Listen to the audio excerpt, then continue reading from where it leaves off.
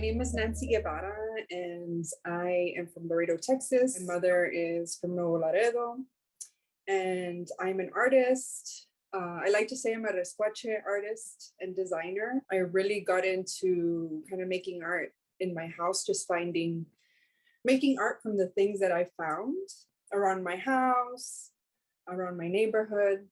I'm also an illustrator and have started designing and illustrating children's books. I graduated from Martin High School and the Vidal Lem Trevino School of Communications and Fine Arts. I was away for about 8 or 10 years, and then I decided to move back to Brownsville. My work has always been, I've always cared about my neighborhood and my community. I think my mom really instilled those values of caring about the people around you and really making spaces that are communal. I think an experience also that kind of informed the rest of my arts practice was being a part of murals in Laredo.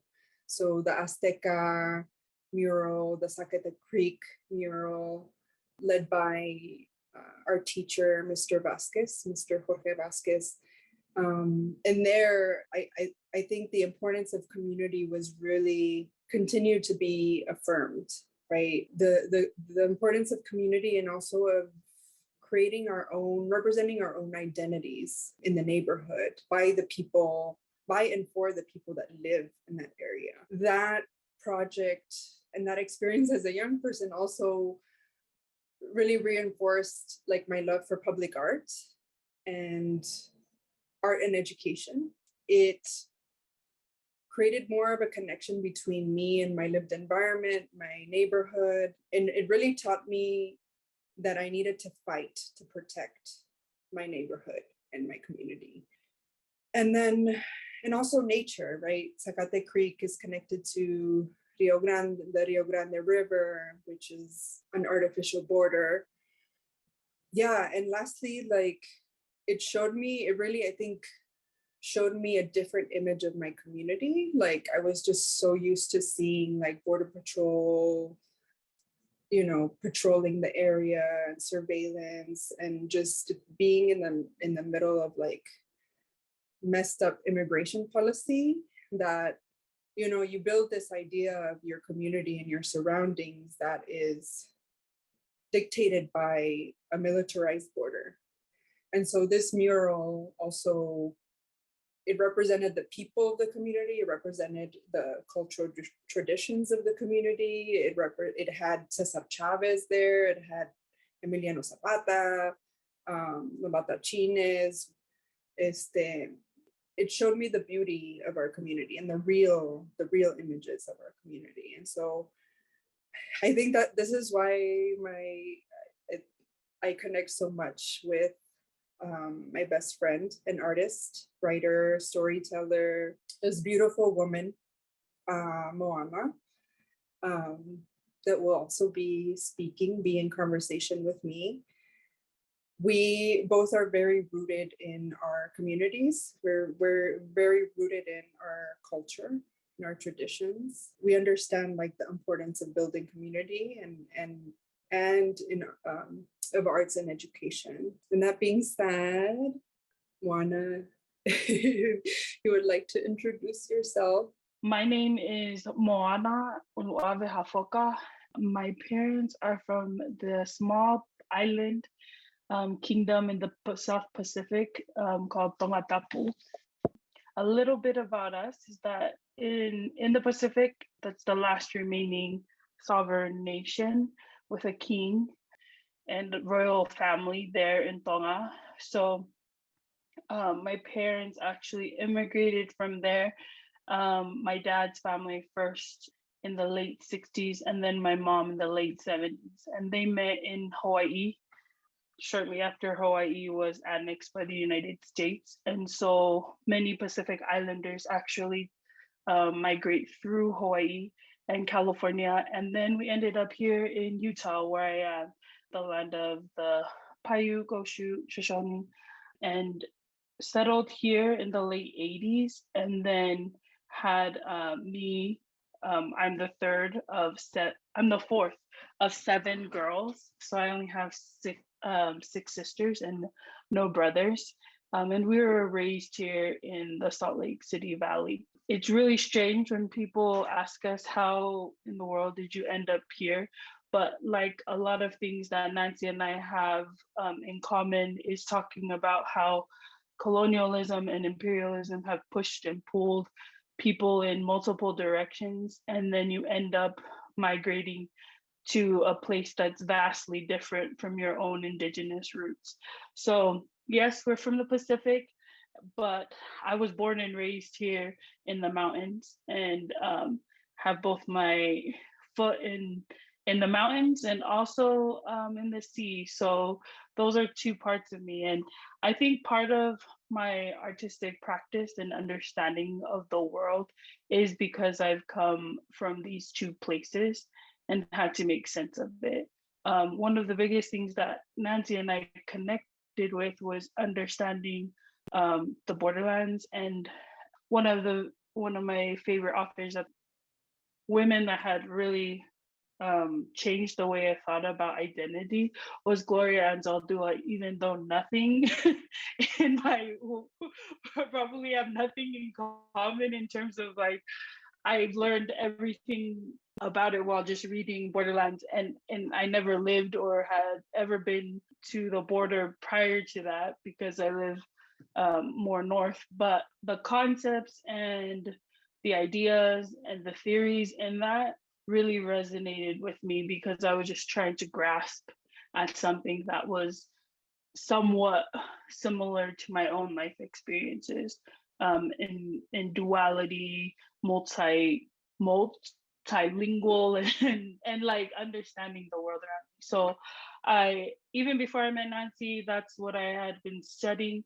And so then when we did meet in graduate school, it was like an instant connection where it was like, oh, okay, this makes sense. Like, oh, there are not just reading them in books, but meeting people that were actually from the border and understanding like that we have shared histories, even if we've never met before. That was one of the aha moments for me in graduate school, and has continued on after that. Has probably been, our relationship has been the strongest even since leaving there about a decade ago. So since graduate school, I've been working in the public sector, which has been a very difficult task in and of itself, creating local policy and trying to support my own community, which Salt Lake City boasts the highest concentration of Tongans in the continental United States. And we're just trying to survive, right? Looking at my own community and trying to find beauty in all the difficulty and the struggle. That's where a lot of my art comes out of. And then also where the public policy work that I've been doing here locally. It hasn't been without difficulty. Similarly to Texas, Utah is a red state, but Salt Lake City is a blue dot. Um, and so even if locally policies are changing and supporting folks around here, it's also difficult for in order to have funding to support marginalized peoples and trying to make sure that the needs are being met. So yeah, I've been in public sector, and it's been tiring at times. I always tell Nancy that I'm grateful that we get to still have our talks about art and create art as friends, because that's the part that nourishes me, in order to go back into those arenas and try to push for policy changes at the local level. I'm really grateful for this opportunity to be speaking with Nancy and be in conversation. But Nancy and I hardly use, we call it the H bomb, because sometimes you want to use it and sometimes you don't. And a lot of times it's intentional when and where. But I think with my own experiences in political spaces, yes, I'm very hyper aware, especially when I am the only woman of color in the room and have to push for and say, no, this is what the data shows. And then they're like, no, this is not, and I have to say no, Mhm. respectfully, it isn't. And then you're like, yeah, when in my Harvard experience, even though Yeah. none of that has to do with the words or the things that I'm speaking, that we dropped that. So for Nancy and I think that in community though, I rarely mention that I went there, unless somebody else brings it up. And then for Pacific cultures and for Tongan, and I don't know if it's the same for you all, is that you don't. It's not a value to toot your own horn. The higher value is humility, right? And very Mhm. different from Western cultures where it's like you tell me your CV first, and then Mhm. we'll decide and categorize what what ways in which we'll interact with you, rather than Mhm. the relationality or the relationship first needs to be nourished before you throw at me all of your accolades that were given to you by Mhm. the Western world, right? So Nancy, Yeah. go ahead. Yeah. I feel like like, when I left Laredo when I was 18, I had to learn, and I moved up to Austin, which Austin is like a different world. Like, Austin is, and I had to like learn like the ways of being in academia in Austin, and then going to Harvard and like learning the ways you had to be there, right? Like, you almost had to say like what your accolades were in order to like gain this like worth or respect first. And then, but when I came back to Brownsville, I remember I was like, I think I asked a couple of people like what they did, and I think it was like they were thrown off or something, because it's similar in Brownsville and in border community. Like, you don't, like, you just get to know the person first. That's not an immediate question. Like, it's not an immediate question to know like where you work or like what school you went to. It's like more like, oh, what do you like to eat? I don't know. Yeah. Just like human things. So I like, this is a part of like a lot of code switching that we need to do. Like, Mhm. yes, in spaces where we're being like diminished as women and like just like devalued, like, yes, like, fucking, I went to Harvard, Yeah. but and studies show, I don't In this article. know. But like in community, I mean, once they find out, they're like, wow. But it's not necessarily like like something, it's more like your character, your educación in Spanish, right? Educación in Spanish and in our culture doesn't mean just what school you went to. It's how you treat other people, how you are in community, how you are behave in spaces, right? And with that said, Yes. I think too that's the probably the greatest legacy for Nancy and I. And they say this in like in mainstream white spaces and Western terminology as like it's your network, right? But then for indigenous folks, it's like, no, it was the relationships that we cultivated that have long outlasted the experience that we had at Harvard Graduate School. And I am really grateful for that experience because the truth of the matter is Nancy and I would never have crossed paths. They they handpicked a group of people that for better or for worse, we were able to code switch and like really thrive in academic spaces, and have that those spaces thrive in those spaces. But I think what's maintained our relationship and continued on was that we understood that our practice, our artistic practice, was similar, as well as just the ways of knowing and being as people. And I think you were like, hey, like, I don't know if you mentioned you were first gener, but I think we were both nervous about going to an institution like that. Like, it was, for me, it was very intimidating. I felt like at that time I was like, do I belong here? Like, I had never stepped foot in that campus, but I remember you being very intentional, and both of us very intentional about finding our people. I felt like every place that I've moved to, I've tried to find my people, because I feel like that's like my foundation. Like that's like if you're not around community, if you're not around your people, like the floor is shaky. It's gonna be shaky, you know. Mm-hmm. Yeah, and I think that though we found so much commonality, and then we're really relishing in the differences because we'd learned so much about different cultures. Where I know that the assumption about me when I'd always share that, hey, my name is Moana and I'm from Utah, everyone would be like, what? Like, and I knew it because there were so many stereotypes of who lives in these spaces and places. And I like to play off of that because then we'd have deeper conversations where it was like complicating views of what people from these spaces are. And I was like, I have a complicated experience with my own hometown where I love Salt Lake City so much, but that the racial and economic disparities among people of color here are are at times very disheartening, right? And so like I take the good with the bad because that's just life, but I still love this place and my people. It's just sometimes difficult to live out in those spaces. And then we talked about Nancy, remember, where it's like that's why we create art, is because it's like I'm trying to reconcile the feelings I have about how I love this place, but at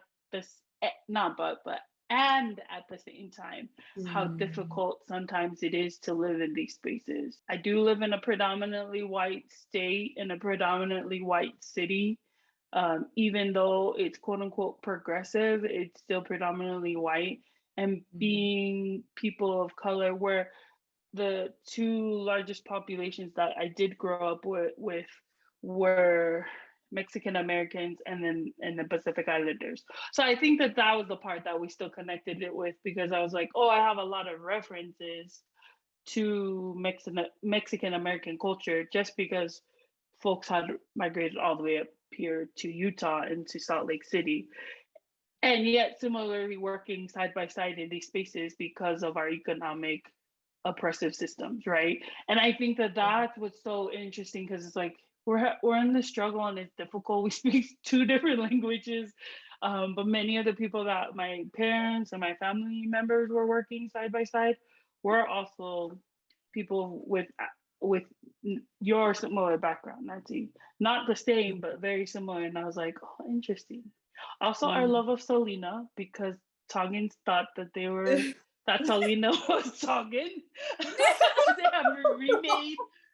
I can show you. I showed Nancy all the songs that were remade in the Tongan language that were Selena.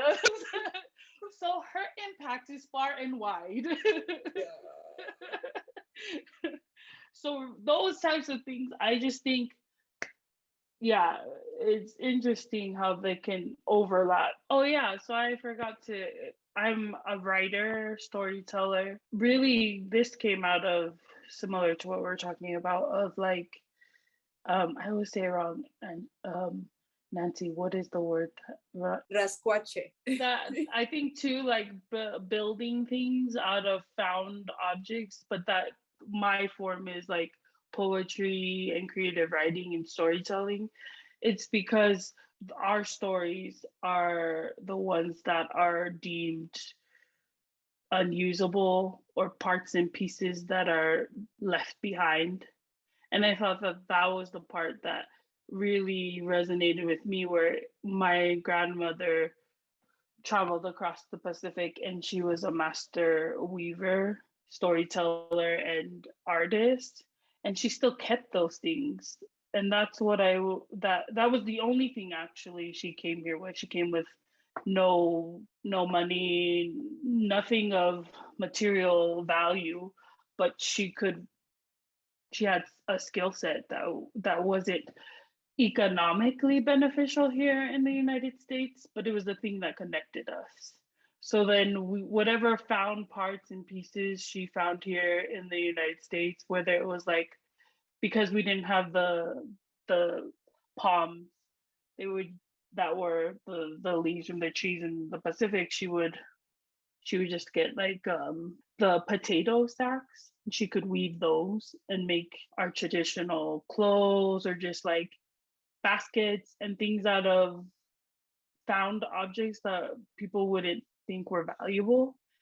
And I think that that's why I was so interested in telling those types of stories and still am. I'm invested in that just because Tongans and Pacific Islanders are such a small group in a different way than the Latinx community has political and monetary power. Tongans will never have that type just because we do not have the numbers. So many of the things that we found, objects and things, it just won't, it can't be on that magnitude because the capitalistic system will never see that that's valuable. So the only people I feel that can find that value is within our own experiences. And I think that that's why I am trying to make sense of the world with art, because that's the only way that I feel like it can be. And then sharing those stories with folks who also find it valuable, whether or not it has a monetary value. One of my favorite Native Hawaiian scholars who also went to the Graduate School of Education, she defines indigeneity as just continuity. And that's what continuity looks like, or indigeneity looks like for us today, is those continued artistic, well, how they deem it now is artistic practices. So I just think that that's beautiful, even over the, like, whatever you find use. Yeah. I mean, and I also think about like all the skill sets, everything that we bring, like the cultural wealth that we bring that doesn't have value in a capitalist imperialist country. And I think about on the border how all of our cultural wealth is just undervalued and undermined and also like oppressed, right? Like I think about just like everything that's undermined by like capitalism and like people not being able to like live a good quality of life because this system that we live under doesn't like value us or what we can do, or you know, our traditions. And so I think in a lot of ways, like when Moana mentioned that it, you know, Salt Lake City is a beautiful place but also and a hard place, I feel like I have very similar feelings to the border, because I feel like the border is this is a magical place. I think Laredo and where I live in Brownsville, it's like there's so much magic there. There's so many immigrants from, I mean, from Mexico, but from other places also, and people that stick to their, don't let go of that communal way of being, that like let's help each other, you know, let's help each other, like sharing food. And but it's also, there's also this like hovering of like border patrol, of like surveillance, militarization, and a lot of policing, especially in Texas. Like Texas is very like criminalizes people more, right? And so there's also very difficult things that we witness and that we see and like experience. I could just imagine like if we actually lived in a system where people could thrive in the way that they are, right? I think about that a lot in the policy world too, is if systems fail people, then all you have is each other. And I take note from the ways in which my parents and grandparents live. A lot of times this first generation is educated and we have the fancy language to describe what's happened to us. And I'll go back and tell my mom, like, we were being oppressed, this was so racist and sexist, and bring out all my Harvard vocabulary for her. And I am almost always humbled when my mom really just responds very simply. Not that her ideology is simple, but I think it is reflective of a history of her not having access to any of those things and saying, you know, we just live the best we can with what we have, and we are kind and good to the people around us. And I think that that's reflective in policies or in programs, and in programs that are like mutual aid now that's coming out, or decentralizing forces, or recognizing like even nonprofits and NGOs and all these other things also have complicated processes as well. And we enter them, even though those are ways that we've historically used to be able to support local folks, that all these different things, what it really comes down to is when there's organizations, but then what it really comes down to is when people are able to have those one-to-one relationships and take care of each other, because systems do fail, organizations fail, and the governments fail to recognize humanity of folks. But I think that that's like, I'm moving into that phase. Nancy knows we were in all the different phases. We were like coming out of college, like, yeah, burn everything down, make it anew. And then as we've gotten older, not in a way that I think people told us, oh, you'll get tired of that because it's too hard. Not in that way. What's I think's been interesting to me is that it's not that, it's more like, oh, I'm realizing that I'm finally understanding what my parents and grandparents were talking about.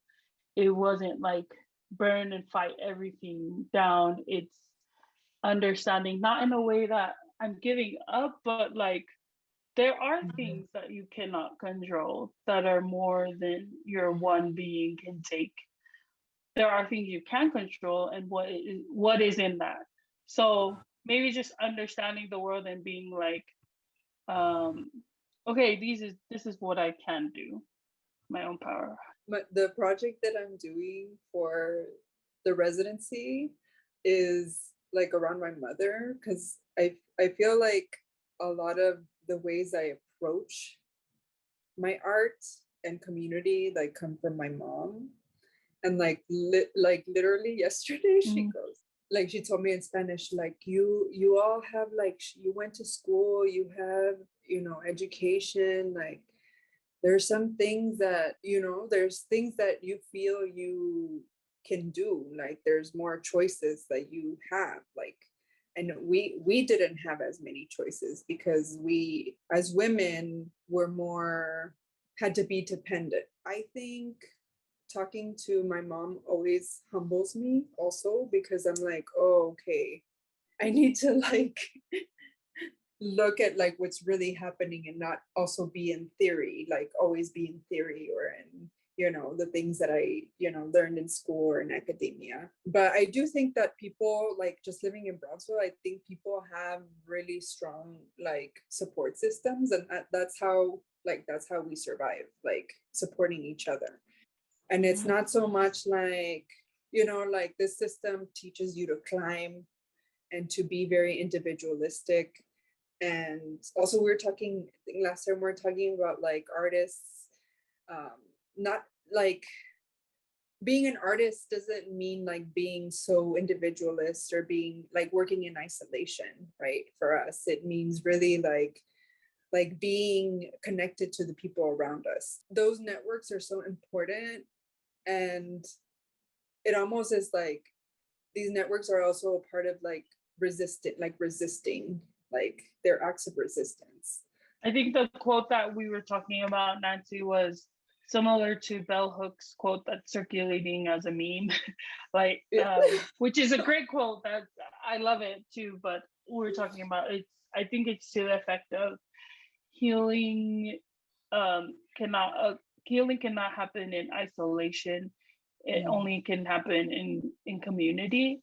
And what Nancy and I were talking about is similarly with art. Art cannot happen in isolation, it has to happen in community. And oftentimes the narrative becomes this singular artist that was so great and created this one thing. But if you dig a little bit deeper, you'll find every single artist was part of a community. And just even thinking off the top of my head of like the Harlem Renaissance and a lot of artists that I respect that come out of that. Artists that were indigenous and continually now, like you recognize if you see their contemporaries are publishing or creating, you don't realize that they're actually all friends. And they are creating and bouncing off of ideas off of each other. And I think it's like, I think of it in this way of like rubbing against each other, where you're kind of just smoothing out the other folks' ideas and really refining them. Nancy and I have had this relationship, and every time we have a talk, it's like, I have this new idea because we had a conversation, and because we're so different and have a different medium as well as come from different cultures, I was like, I have never thought of it like that.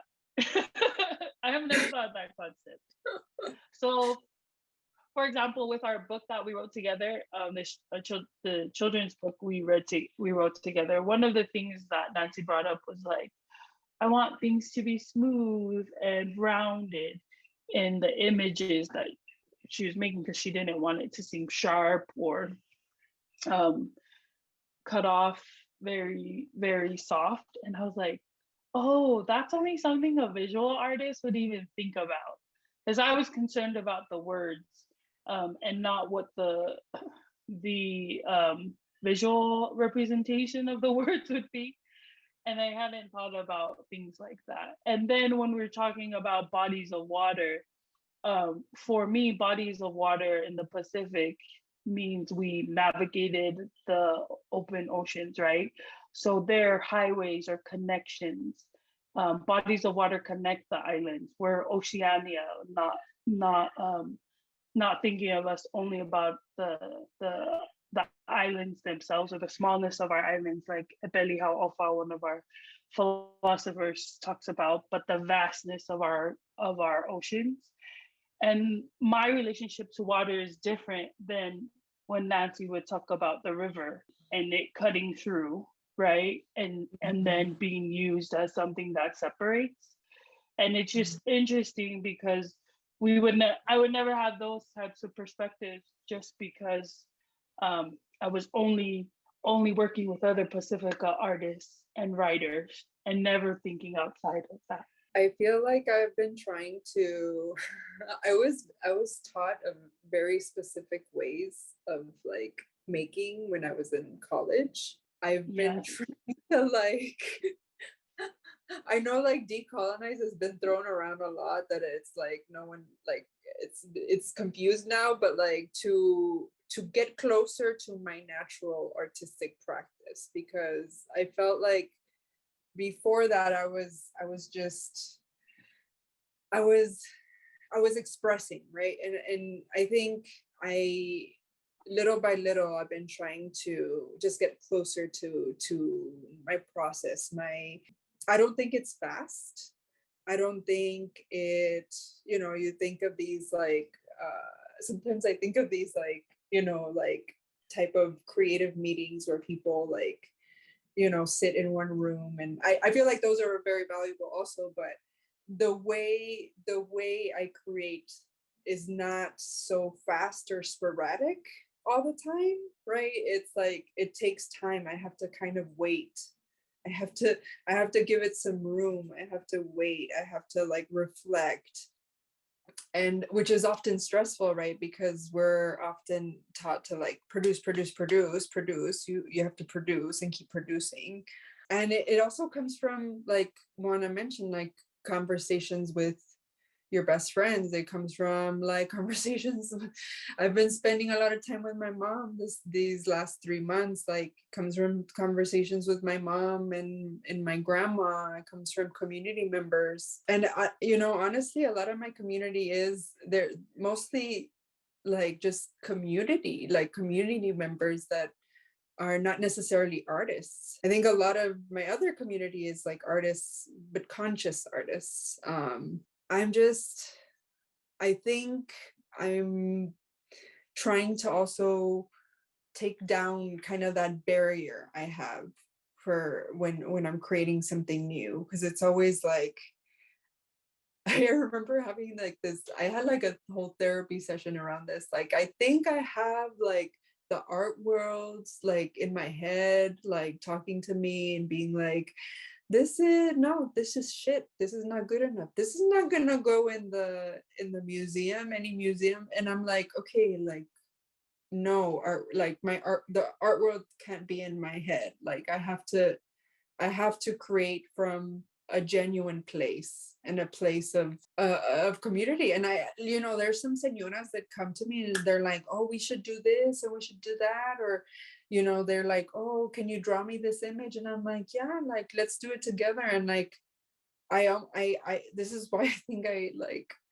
appreciate being in on the border a lot, because I feel like I want my art to come out more fluidly. I don't want it to be forced. I don't want it to be, catered towards like, the art world or whatever. I don't know if that all makes sense.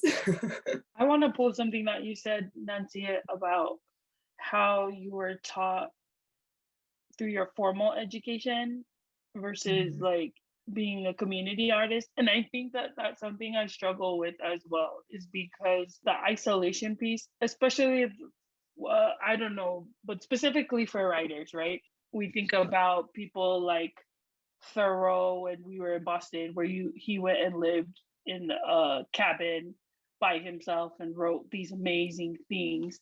And I'm like, if I went in a cabin and just sat by myself, nothing really, like, I could have these thoughts, but what does that really mean if it's never been vetted or worked with somebody else?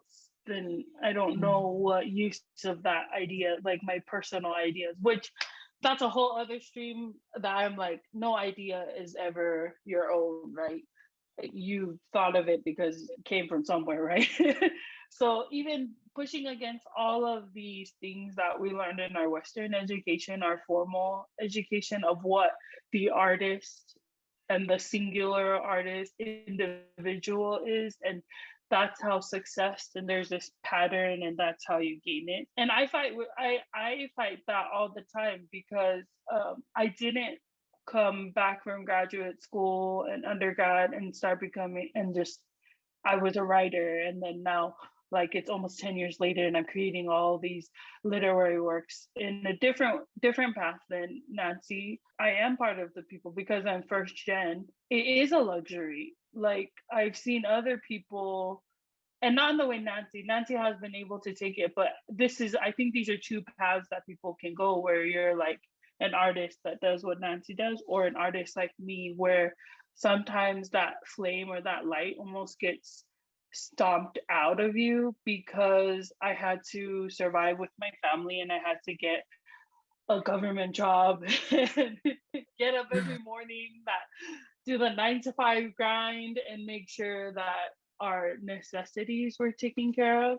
And that I also fell into the trap of thinking, oh, being an artist or a creative writer, that's a luxury that I no longer have. I had that because I was in school and other people were paying my bills.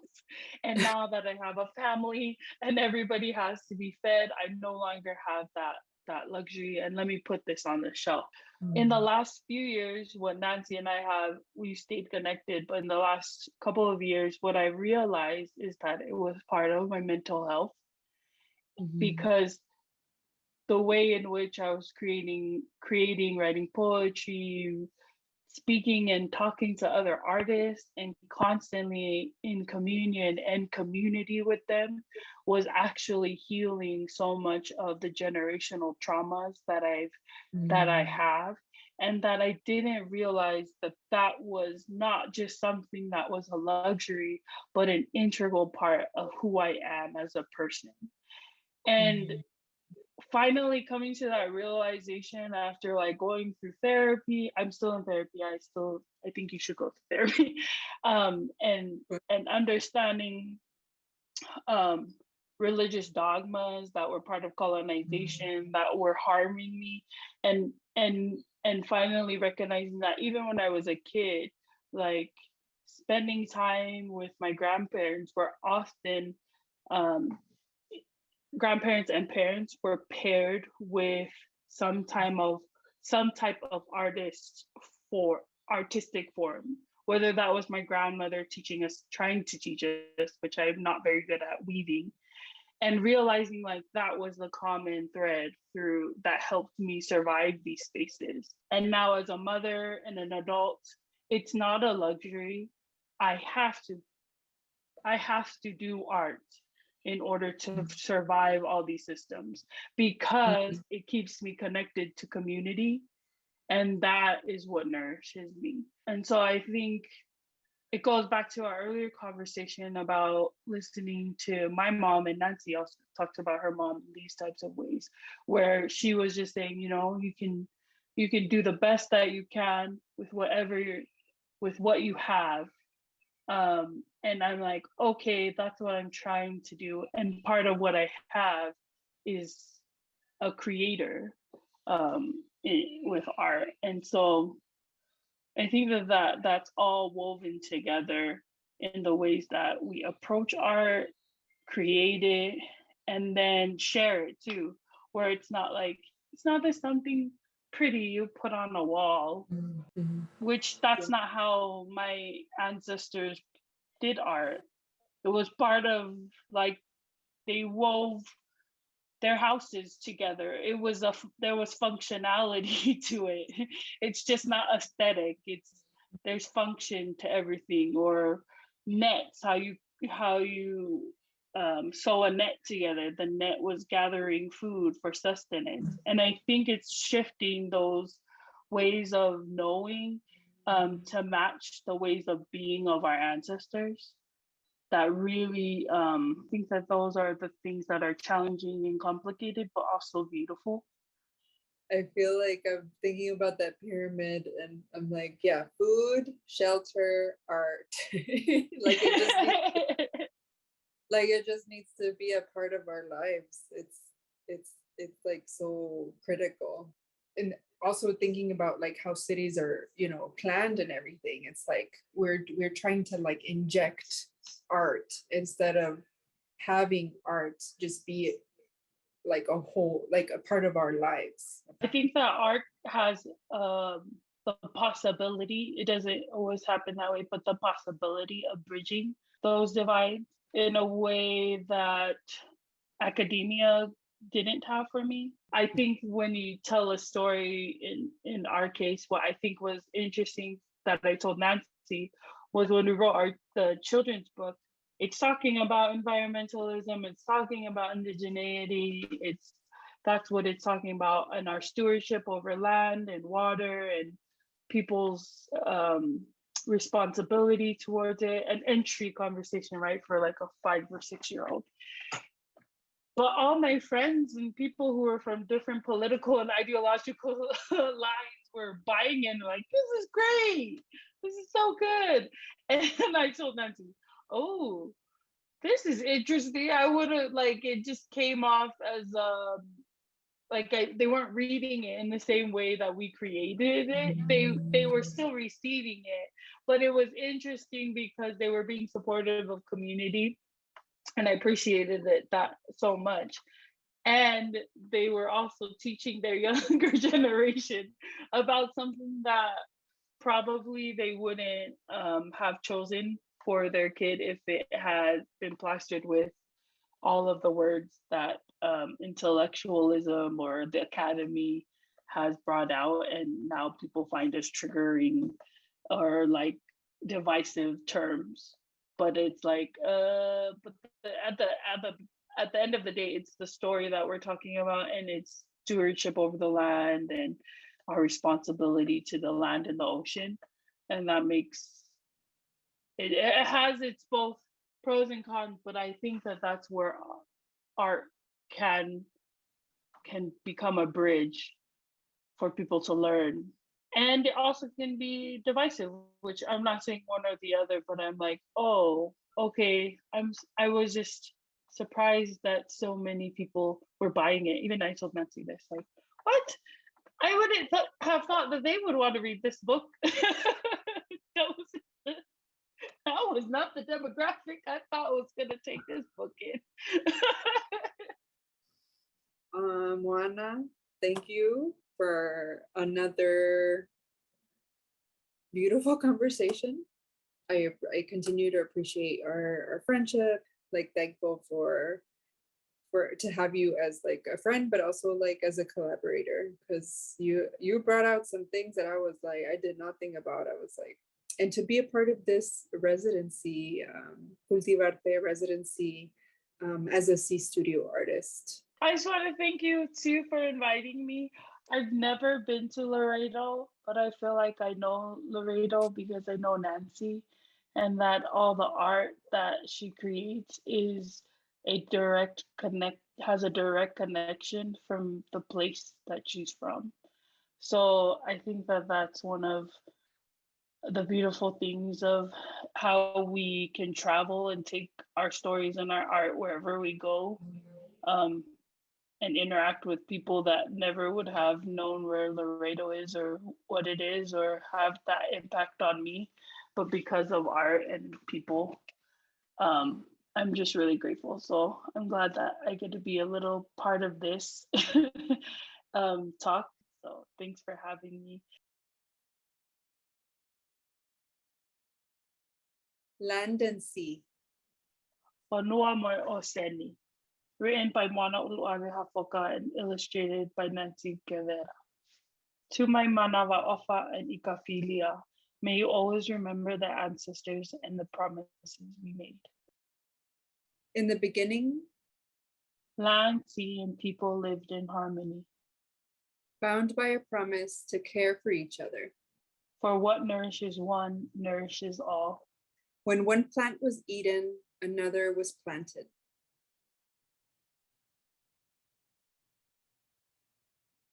When one fish was taken, another was given. And so it was for many, many tides. But one day, people started to take more than they needed. People forgot. And land had to give and give. Until land grew tired and sleepy. Her limbs weak, her head droopy, and her eyes heavy. She fell asleep.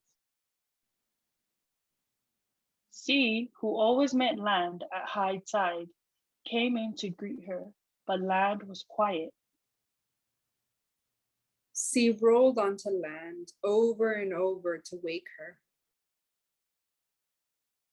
Fearing the worst, sea reached deeper and deeper into land, pleading her to wake. But land did not stir. People began to see the rising tide. Why does sea rage? Why does she crash and flood?